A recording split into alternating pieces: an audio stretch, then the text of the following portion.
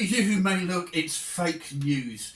That's never been truer, has it? It really hasn't. I mean, when you look at our government, when you look at the rest of the world's governments and our so-called leaders, misleading most of the time, I suspect, and we're just being led up the garden, really, aren't we?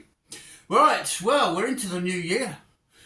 I'm actually recording this in December, but we're into the new year. It's January, so Happy New Year, everybody. I hope you enjoyed oh gosh, gone tongue-tied now, the Snow Goose camel, because that was the one we had on the 2nd of January, because I hadn't recorded anything. So we recycled that and brought that back into the list of videos. I think we're over 95 now, which is pretty good going. And my new greeting for you today is quite different. Greetings, scallywags and comrades. And I love the word comrades. It's so embracing, isn't it? And the artist we're going to talk to about today is also very embracing and also incredible. A word often bandied about, becomes meaningless if you say it too much, but there are some incredible things about this artist. Her name is Cat ELLIOTT, so there's your first incredible thing. That's such a cool name, isn't it? Look, Cat ELLIOTT. Cat Stevens, remember him? Such a cool name, Cat. And Keith Richards in his heyday used to refer to cats, didn't he? He used to say, oh man, I went and played with this cat and that cat, and he loved cats. Or was he referring to a type of person? I suspect he was. Probably a chilled out, kind of comradey kind of person, a bit like Cat ELLIOTT. Now, this is her first proper album and her new album. It's called Grange Road. And it's such a clever piece of work. We'll start with the artwork because it really is good. What she's done, it's very unclear on your camera or looking at the film of me doing this, but she's got a zebra crossing going on there and she's walking across it in her hoodie and carrying her acoustic guitar, very folky. And the zebra crossing recalls the image on the front of the Beatles album Let It Be, because they had a zebra crossing and they were walking across it like Cat ELLIOTT is doing. I don't think it's the same road because she's referring to Grange Road, which is very significant, and we'll come to that shortly. Now the album is very special, and I feel very special having found it, because it's not got a barcode. It has one of these, whatever that is, with the blobs on it. Some kind of VR code, I think they call it. Anyway, whatever it is, it's not a barcode, so you can't go to Sainsbury's and buy that. Would you want to? Yeah, but this is an album that was released through Bandcamp. I've never bought anything through Bandcamp. I've never really followed anybody on Bandcamp, so I didn't really know what Bandcamp was. But because I'd heard some music from this and was captivated quite quickly, I thought, well, I'll investigate. So I did. And that got me in contact with Kat herself, who gave me the confidence to order it through Bandcamp. And then she got a box of them. I think the initial run was 50. And she literally signed and sent them out herself. It's all very cottage industry. Isn't that cool? That's kind of comradey as well, isn't it? When you think about it. And she's gone to town on this. I'll tell you, what she doesn't do on this record, well, there isn't anything she doesn't do. She also, for most of us, I think, I hope you, if you've got the album, you got a little personal note, but I certainly did. So I feel very blessed. So thank you, Kat, for being personal to us all. Dear Paul, she says, because I know I'm Skelly, but my actual name is Paul Skelton. Did you know that? Yeah, you probably did. Thank you so much for snapping up one of these special edition CDs. I am so glad that you are one of the 50. So this was the first run of 50. And I hope you will enjoy listening to the songs. That's an understatement, Kat, I'll tell you. Thanks also for the review, which I look forward to watching. Well, that's what we're doing now. We're doing that review that I promised her I would do. Love, Kat. Now, when I first got the album, I thought, right, there's a lot on here. This is going to take me a while to get into because there's 15 tracks. So essentially, if that had been released on vinyl in the 1970s, that would have been a double album. Incredible. So inside the album, we have a fantastic thing like this. I like it when they're in one of these. It's nicer than slipping it in and out of a slot, as it were. And Mine is number 40 of 50, so there were still 10 to go when I got mine. And there she has signed it herself. Now, that is personal. The packaging is beautiful. This is really good quality card, like you would get on a vinyl LP sleeve. LP means long player, for those of you that don't know. And those of you that have not bought this or any other album on hard copy, let me say right away, hard copy is best if you really like the artist and really like the album, for so many reasons. It's tactile, very comradey, tactile is. It's something you own and can therefore value. Okay, you can feel ownership and value it. You can't do that with Fresh Air. So all this streaming and downloading nonsense, switch off now if that's what you're into, because you're not going to enjoy this, because I'm going to go on and on and on until you buy this album on hard copy. There is now another 50 released, and they're very special because they're called the Graffiti Edition. So she'll do graffiti on them for you, and you can have any message you want. You can have, you know, pee off Mr. Starmer or something. Not that I'm suggesting he should or he shouldn't, but there we are. So in the album you get some backstory. We're going to talk about that in a moment. You get all the lyrics, and the lyrics are really important in this album for lots of reasons, but mainly because of the wordsmithery. She's very good with words. And I don't know if you noticed on Fake News, but the delivery was very fast, and slight pronunciation on some of the words was almost a bit like Steve Harley from Cockney Rebel. We'll come to more descriptions of the tracks as we go along. But another one that struck me as really something and funky as anything is this one. I'll go to this one. That was 3, 4, 5. So we want track 5. There's one on here called Madam... hang on, I've gone too far. Right, here we go. Have a listen to this. This is quite a cool track, and it's quite funky as well in its own way.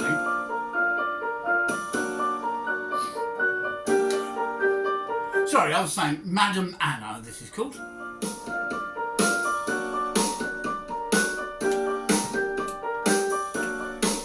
Saw you in your face, come now, you're on my radar. Wanna know your name and take you on a date and get to know you. Oh, you got that thriller, oh, je ne sais quoi. So that race car, let me in and we can go for a ride.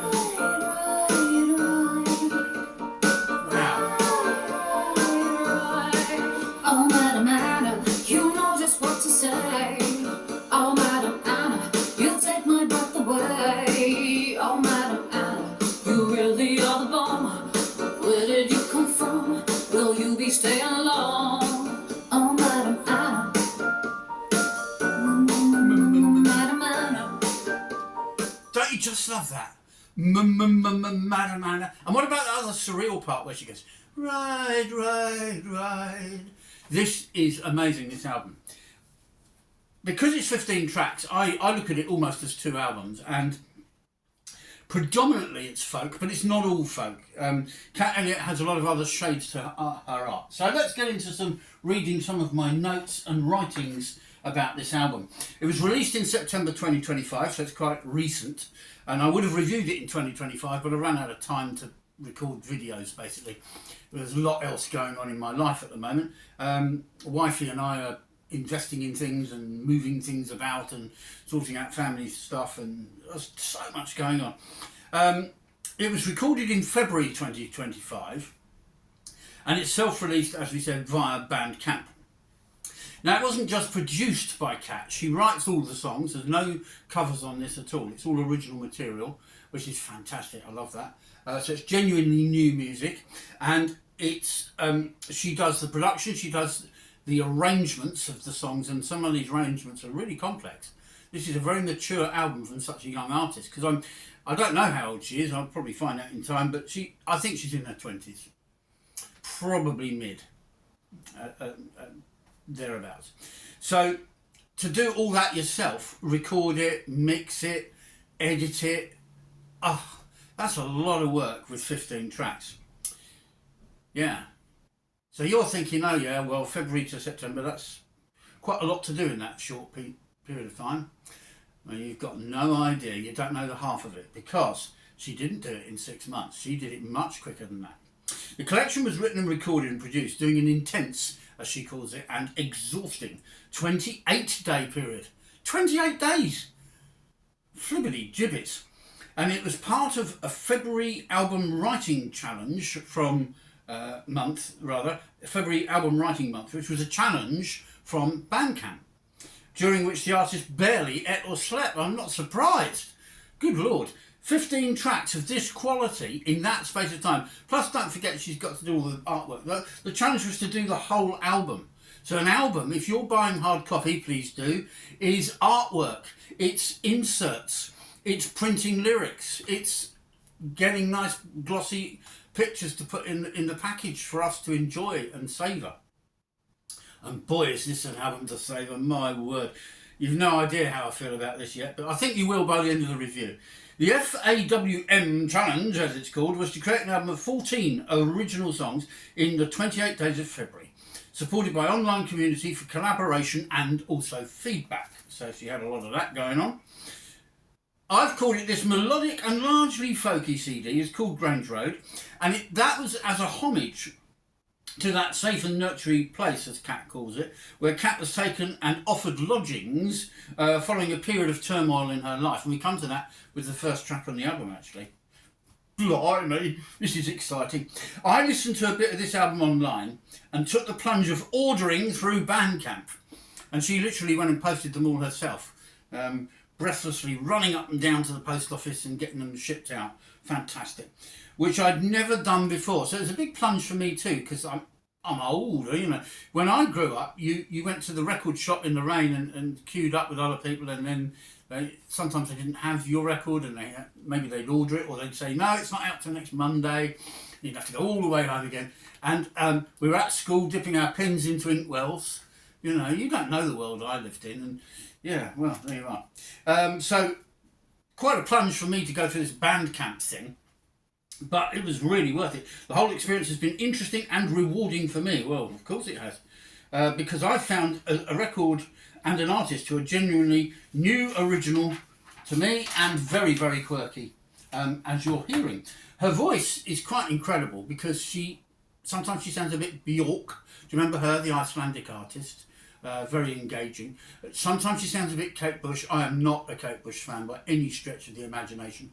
I only like one of her albums. It's called Red Shoes, and if you haven't got it, get it. It's good.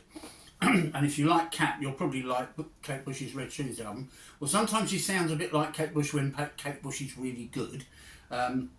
Sometimes she sounds a bit like Lena Lovitch, who was an East European artist, interestingly, on the Stiff record label during the New Wave era of the late 70s and early 80s.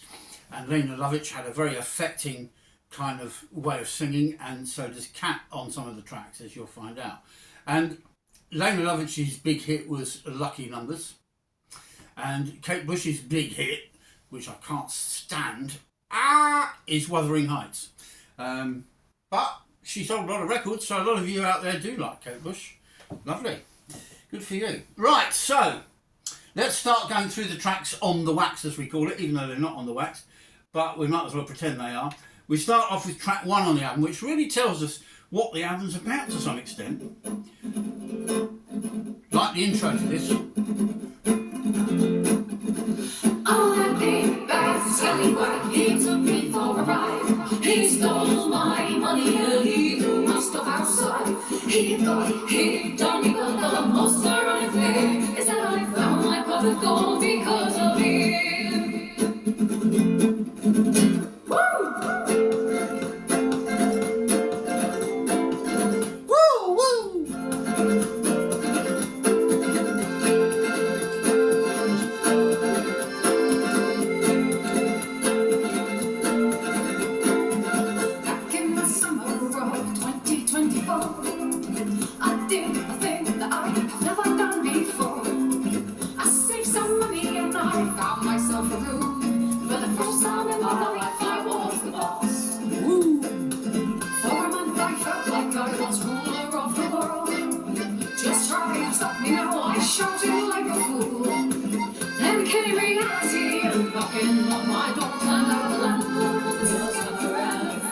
Okay, you know what to sing? Bad Scallywag. He took me for a ride.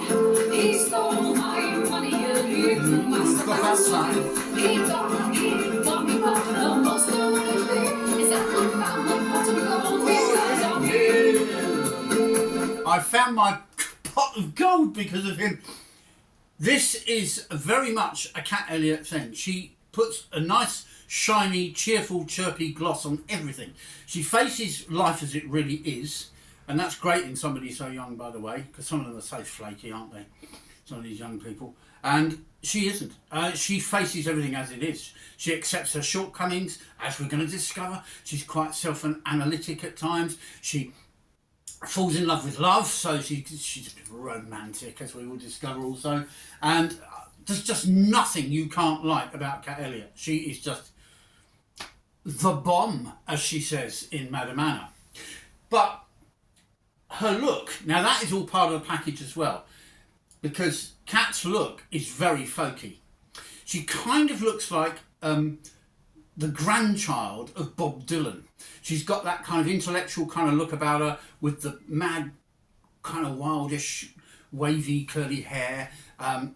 When she puts her specs on, her glasses, I've got my Elton John ones on, by the way, she looks quite intellectual, she looks quite studious. But she wears her own type of fashion, she walks to her own beat, she follows no one. This is quite an incredible lady. And she likes the idea of being part of the folk scene. I don't blame her. Some of her stuff is so good. And this first track, as I said, sets up the story of Cat Elliott for the purposes of this album. Grange Road was a refuge for her. And the reason was that Big Bad Scallywag, we'll come to why I love that title. The lyric of this relates to a tale of being scammed and conned by an unscrupulous landlord. And she ended up homeless. He threw her stuff outside, as the lyric said. It's a pacey folk number performed with no rancour or bitterness whatsoever. Acoustic guitar, and you heard an accordion coming into the sound on that one, and a strong melody played with great alacrity. And what a title! Big Bad Scallywag. My nickname at school was Scallywag. I mean, you know me as Skelly, and my name's Skelton, but one of my other nicknames was Scallywag, which basically means a bit of a rogue, a bit of a menace, if you like. And my wife calls me a menace, so it's quite, you know, consistent really with people's image of Paul Skelton. He's a menace, he's a scallywag, and I love that word. So that's why we started the piece with Scallywags and Comrades. Moving on to the album, track number 2 is called Ravenhair. It's a dreamy Celtic style intro to this, a bit reminiscent of Clannad, you know, that other band that Cerys Matthews was in as well. Who were they? Can't think right now. That takes us through a really affecting ballad, beautifully arranged with a light touch. The Irish twang to the vocal, I think that was probably intentional, or at least I'm picking up an Irish twang, gives the song a really sweet tone. And again, the voice is different again. Cat is very expressive with this voice. These words I'm using are all spot on. You buy this album, you'll find out. Fake News, track 3, we played that at the beginning. It starts with 2 thuddy bass notes, which you probably didn't hear because I cut in, as soon as I started hearing the intro, I cut in kind of thing. So I might have cut them out, but you'll get that when you buy the record. Yes. Thuddy bass notes, they morph into a staccato vocal, as you heard, and an instrumental delivery is also a bit staccato. Cat's voice takes a different tone and pronunciation on this one yet again. It's not dissimilar to Steve Harley in Cockney Rebel, as I said. The song questions trust in what we're told and is very articulate. And I like the term fake news. It was coined by Donald Trump. He's very Marmite, isn't he? People either love him to bits or they hate his guts. There's no halfway house for that lad. But he goes on about fake news.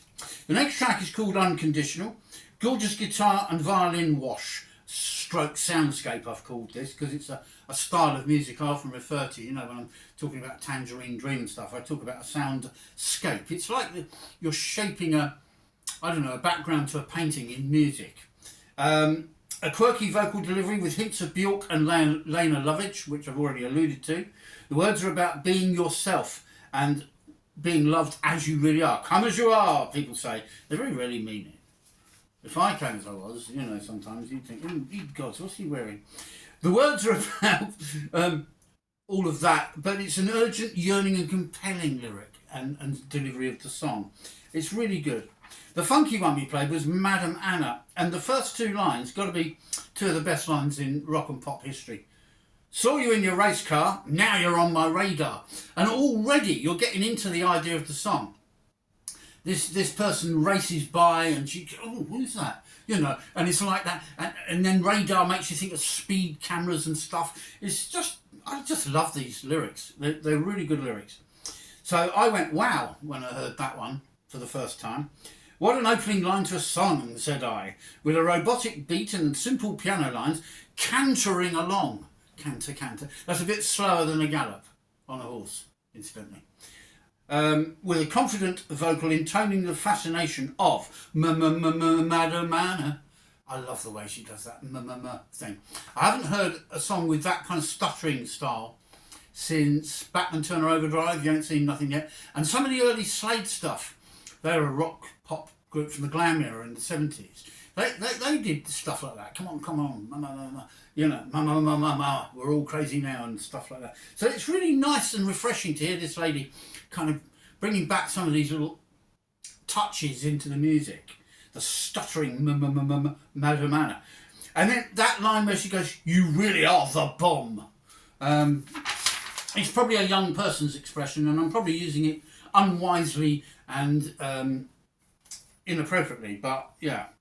You are the bomb. Okay, so we're moving on. We've got a lot of tracks to get through. I'm going to play another one, a bit of another one in a moment. You've got to bear with. The next one, track 6, My Life. Slow, moody opening and then a half-spoken vocal. The yeah hook on the chorus really lifts this song up. It's an irresistible listen, all about self-doubt, questioning past mistakes, a bit of self-loathing in there, you know, like, oh, sometimes I hate myself, and disgust. I mean, in the lyrics she talks about wanting to be somebody else. We've all done that. I spent most of the early part of my life wanting to be somebody else, for lots and lots of strange reasons. Part of it upbringing, part of it lack of confidence. Yeah, seriously. So, I'm a shy, retiring soul at heart, you know. And again, Kat delivers this human condition that we often find ourselves in with a lot of candour in a strangely uplifting song.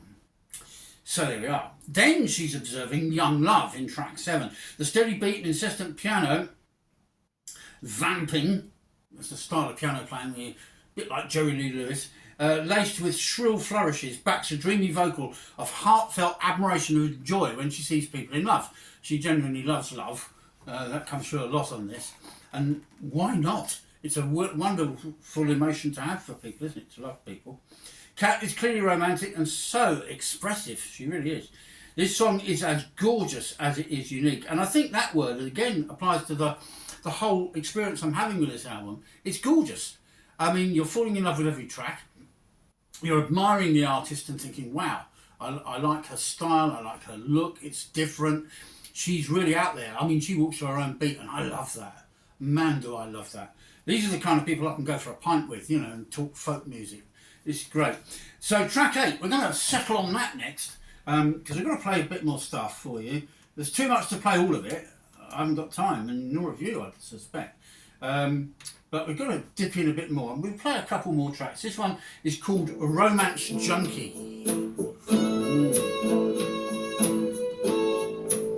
Violin, thundery, rumbling bass.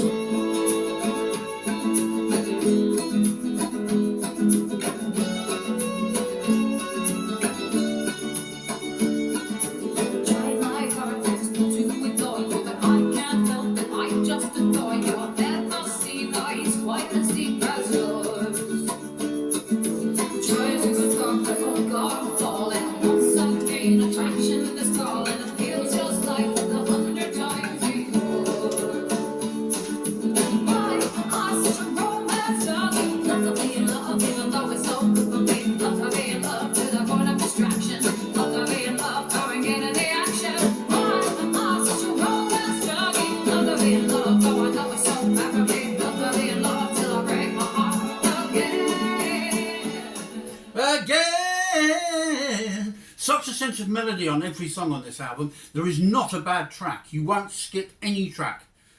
I guarantee that. This is a Skelly guarantee. You get this album, you won't skip a track. It's that good. I've got to read out the chorus to this because I love the words and the way they're put together. She's very good at phrasing. You know, I've talked about what her subject matters are and things like that, but also her phrasing is quite clever and incredible. Oh, why am I such a romance junkie? Love to be in love even though it's no good for me. Well, I can't question that. I think it's good to have euphoria and disappointment in your life, because if you don't have both of those emotions, you can't really appreciate things. You've got to have had the euphoria of your favourite football team winning, and you've got to have the depths of disappointment and despair of them losing. And we're the same with our emotions. It kind of shapes us, I think. And I've done all that, so, and I'm sure most of you have too. Love to be in love to the point of distraction. How well put. You know, affairs of the heart, you know, are fixations. They distract you. Love to be in love. Come and get in the action. I mean, this is just so true to life, isn't it? You know, your emotions. Why am I such a romance junkie? Love to be in love, though I know it's so bad for me. Love to be in love till I break my heart again. In other words, she recognises she's a serial faller in lover, romance junkie, as it were. And junkie implying an addiction to this emotion called love. Well, Kat, you're not alone, I promise you. I'm an old guy of 66 and I've been there many times. Yeah. Okay, and then there's that other one, isn't it, where you fall in love with the unattainable. How many of us as kids fell in love with a teacher, maybe, you know, had a crush on a teacher, or maybe a film star in a film, something like that. You know, we've all been there over and over again. Track number 9, we're going to dip into that quickly, simply because I didn't intend to go to the very next track as such, but it's just so clever again, and yet another different approach. This is electronica in effect. Have a listen to this. I love this.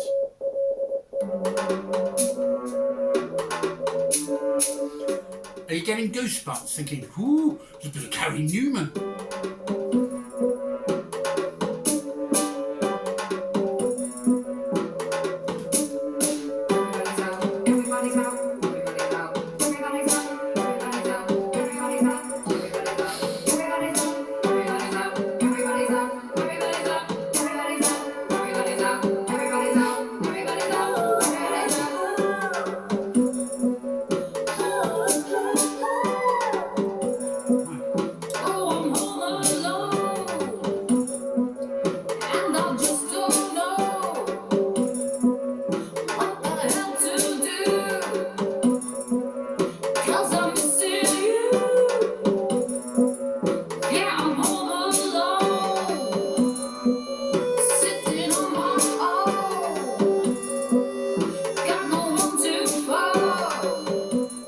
Well, I think you get the gist of that one. That is yet another swerve on this album, and that's what I love about the album. It's quite eclectic.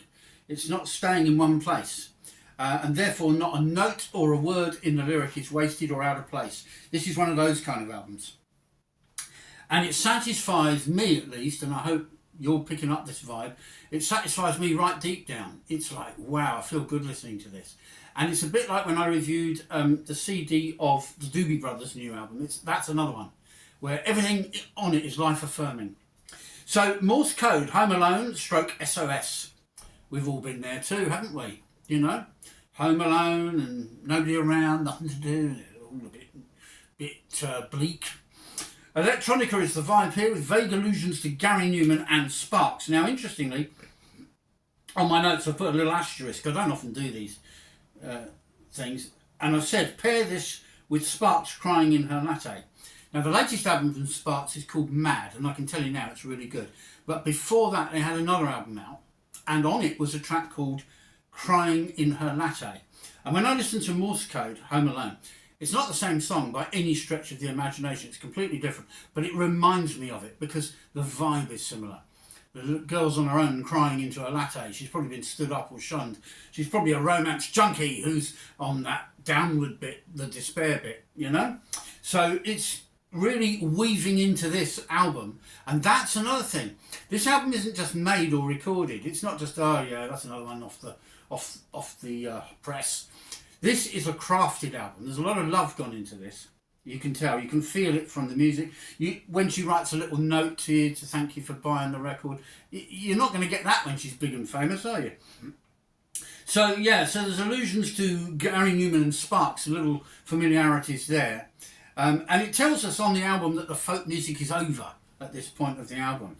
The vocal is distant and desolate, as you heard, and I love the kind of machine gun delivery of everybody's gone, and then there's another bit where she goes, it's all gone wrong, and there's more of that throughout the track.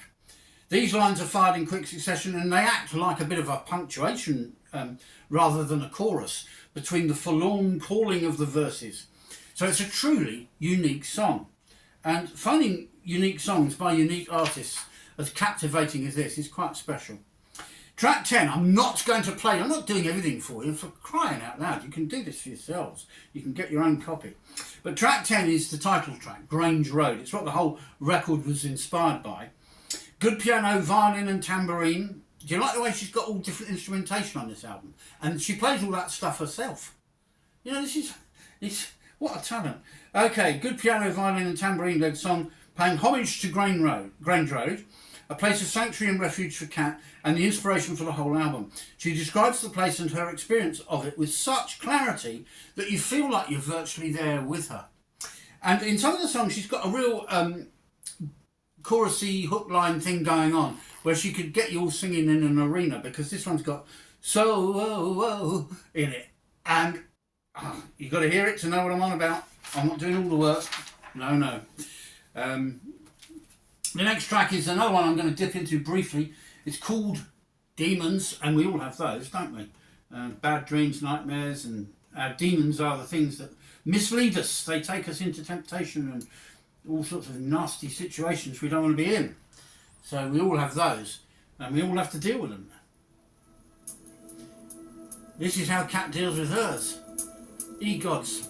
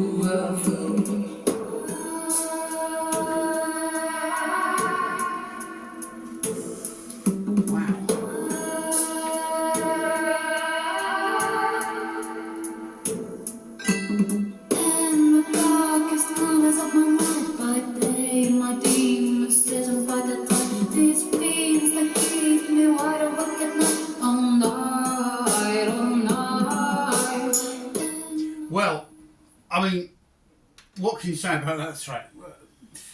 Demons, we all have them. You can't unknow what you know. What's done is done, let it go. Where to run and where to go, always pulled to and fro. Oh my gosh, such an atmosphere on this track. If I had a dimmer switch, I'd dim all the lights for that and play you a bit more, but I'm not going to. You've got to do some of your own work. Okay, in the darkest corners of my mind, by day my demons sit and bide their time. Demons are like that, aren't they? They're sort of lurking with intent. These fiends, they keep me wide awake at night, all night, and there's more, but I'm not going to tell you all that. You find out for yourself. You need the hard copy because you need the words. They're very important on these songs. So my notes here, my Skelly Vinyl Junkie notes. We all have demons, and here, in all its goth horror and eerie glory, I lie not, you heard it yourself, Cat delivers the spookiest and most disturbing song of the whole collection, and then some. It's a compelling listen. The track haunts and chills with aplomb. One of my mum's favourite words when she was alive. Do things with aplomb, you know. And that's like wow as well. That's what the kids down. I'm down with the kids here. Like wow, man. But no, it is. It's just an amazing song. Number 12. And Kat is definitely one of these extraordinary people. In this song, she even draws an analogy with playing chess, and she somehow makes that analogy fit a life coaching song, reminding us how unique we all are and how extraordinary we can be too. Some really lush electric guitar paints subtle brush strokes. You know, that kind of soundscaping I talk about. In this thought-provoking and beautiful song that suggests we can all get through this thing called life. We certainly do. Let's be comrades, eh? Let's make that our 2026 thing. Because it's so embracing, isn't it? If we're all comrades, we're all hugging each other all the time. In our minds, anyway. So, here, have a virtual hug with us. Come on. Kat as well, where are you?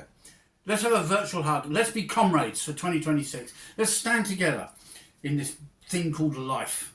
And get through it together. The highs, the lows, everything. Let's share it. 13, track 13. This is Forbidden Fruit. A spooky, jangling opening, awash with violin, leads into a pacey, breathless little number. So she's actually quite on this one.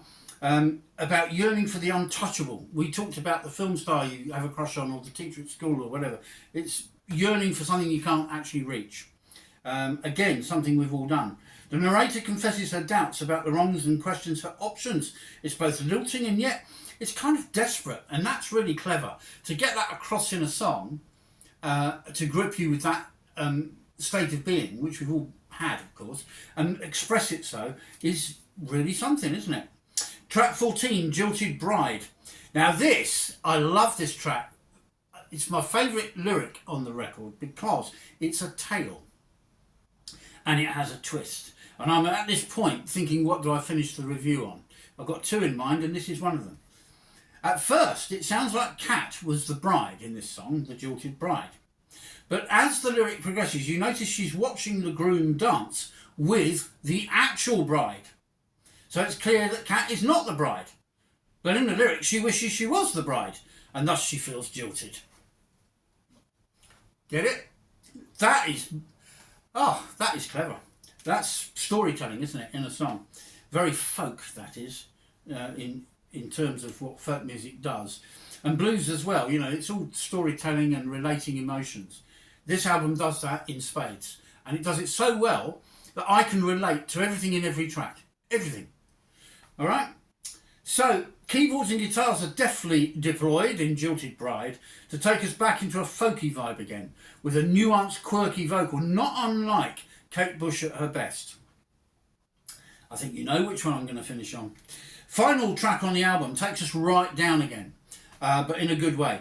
It's called Starving Heart, and after all the joys of the 14 tracks we've just been describing, this lonesome guitar-driven lament is the perfect coda for a very satisfying CD release. The song refers to getting over a lost love, and its beauty is how feeling so forlorn is expressed in the words of this song. So the coda to the album is actually I think she described it on her sleeve notes and thing as a demo. So we're going to go with Jilted Bride because I just think it's brilliant.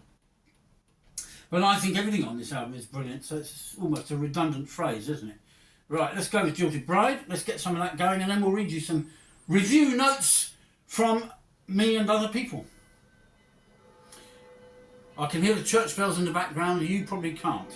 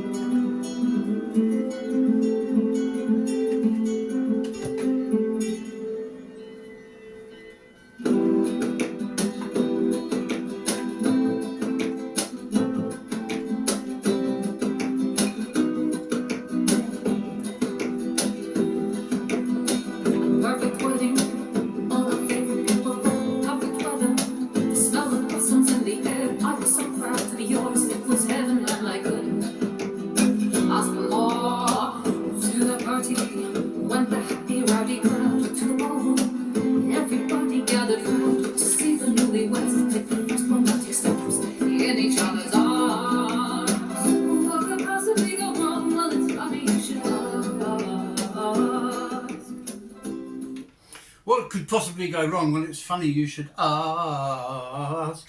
Again, the phrasing is very, very powerful on this record. You get a sense of, this is somebody chatting to you.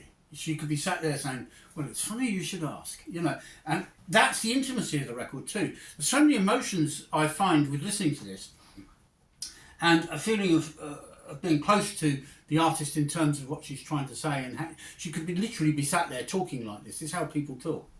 So, after notes. The album is both confessional in some places, it's true to self.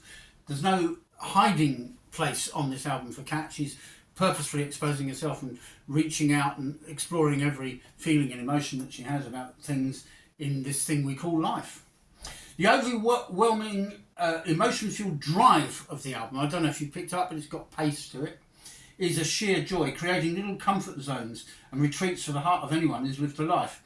And by that I mean, when she sings, you know, Forbidden Love, for example, or Forbidden Fruit, I think it's called, and stuff like that, you think, yeah, I've been there, and you're finding little comfort zones where you can relate to what she's saying, and it makes you feel good, and it makes you feel good about yourself. And that, again, is a clever thing about this record. You actually feel good listening to it, okay? Well-placed music, superb production, probably one of the best productions I've ever heard, certainly from somebody who's done it all themselves.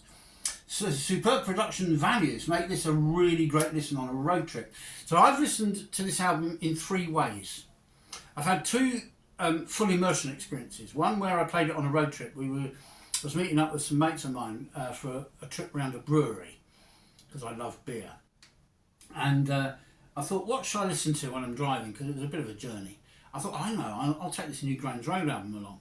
I'm really getting into it, so I want to fully immerse myself and hear every track. So I took the album and played that in the car, and I got through the whole lot.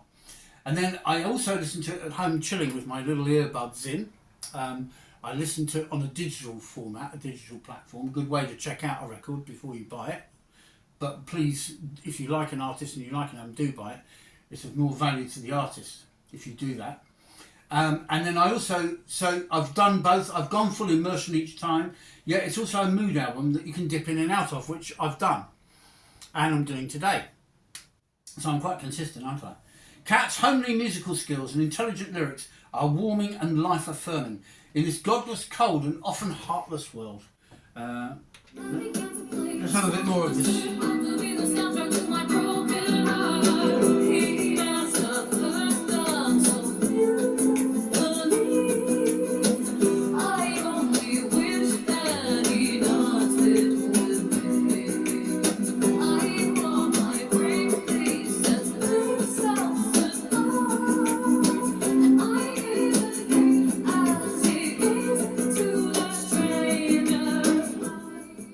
I gazed at him as he gazed into that stranger's eyes, referring to self. He danced our first dance so beautifully. I only wish that he'd danced it with me. I wore my brave face as they sauntered by, and I gazed at him as he gazed into that stranger's eyes. Whew, goosebumps. Right, so she can surf. There we go, you see. She can surf the emotions, passions, and roller coaster ride of life with charm, humour and insight. So sometimes she makes you chuckle a little bit. It feels like 2 albums in one package, which I said earlier, and thus in the 1970s, for those of you that weren't there, this would have probably been a double vinyl record, like Blonde on Blonde by Bob Dylan. I think that was a double. It was originally to be reviewed in juxtaposition with Robert Plant's new album called Saving Grace.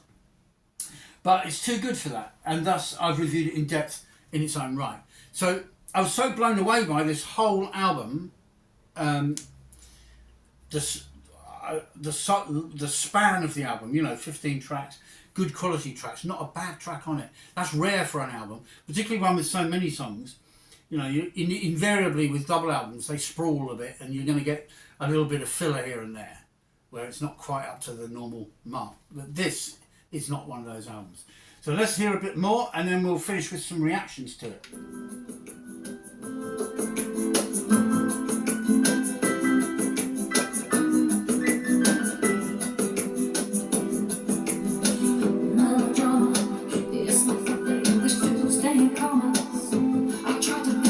Somehow justify the crime, make it okay in my mind, but I can't.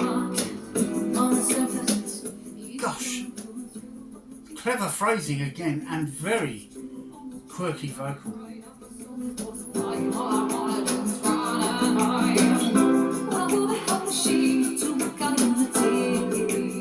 the hell is she? I love it. Okay, testimonials and reviews. Michael Pike, who's a music promoter, and he also owns a live venue. He says, how can something so special be created in such a short period of time? 28 days. I'm marvelling at that myself, Michael. This is not a CD to just pop in the background, as you will not get the real quality here without the extra attention this album deserves. 9 out of 10, he gives it. 9 out of 10 is, I'd go 9.5. It's an album you must buy. If you've stuck with me this far through the review, you should be buying this. Get on Bandcamp, it's easy to do. I will try and put some links in the description as well to lead you in the right direction, but this is worth getting. There's another 50 being issued as we speak, what she calls the graffiti edition.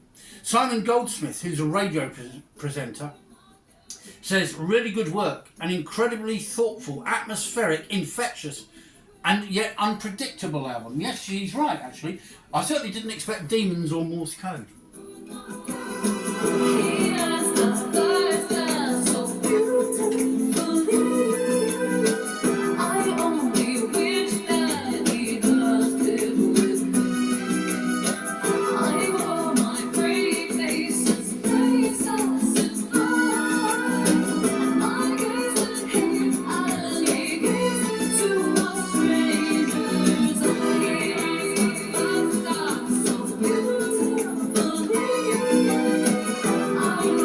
As always, thanks for watching, thanks for viewing. Please subscribe, give me thumbs up, give me comments, especially about this one, Cat Elliott. And the biggest thank you of all is to Cat Elliott.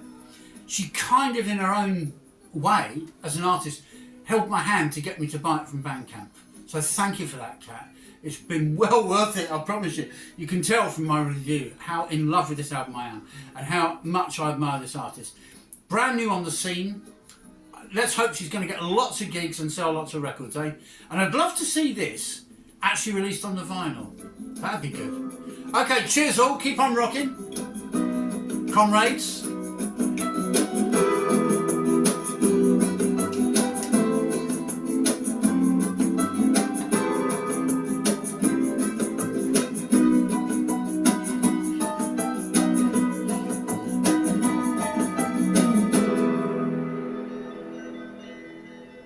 Ooh, what an ending.